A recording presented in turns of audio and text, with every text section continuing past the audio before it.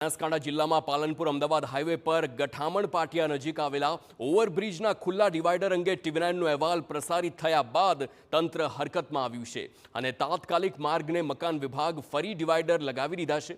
અગાઉ બ્રિજનું કામ ચાલતું હતું અને ત્યારે વાહન ચાલકોને અવરજવર કરવામાં તકલીફ ન પડે તે માટે કામ ચલાઉ રીતે ડિવાઈડર ખુલ્લા કરવામાં આવ્યા હતા, જેથી વાહન ચાલકો અવરજવર કરી શકે। પરંતુ બ્રિજ કાર્યરત થઈ જતા આ ખુલ્લા ડિવાઈડર જોખમી બન્યા અને વાહન ચાલકો ડિવાઈડર ન હોવાથી ગમે ત્યાં રોંગ સાઈડમાં ટર્ન લેતા હતા અને તેના કારણે અકસ્માતો પણ વધ્યા હતા।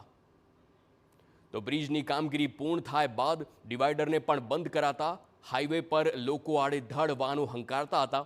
સ્થાનિકોએ પણ અગાઉ આ અંગે રજૂઆત કરી હતી।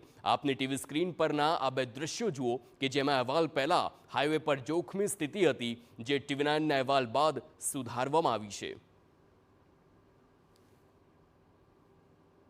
પાલનપુરના ગઠામણ પાટિયા અને જગાણા જે ઓવરબ્રિજ બન્યા અને જેના ડિવાઈડર ખુલ્લા હતા, જેનો ટીવી9એ 22 ડિસેમ્બરે અહેવાલ પ્રસારિત કર્યો હતો અને આ અહેવાલના પગલે અત્યારે દ્રશ્યોમાં જોઈ શકાય છે કે આ જે જોખમી ડિવાઈડર હતા કે જ્યાં રોંગ સાઈડથી જવાની જગ્યા હતી એ તંત્રએ તાત્કાલિક અસરથી બંધ કર્યા છે।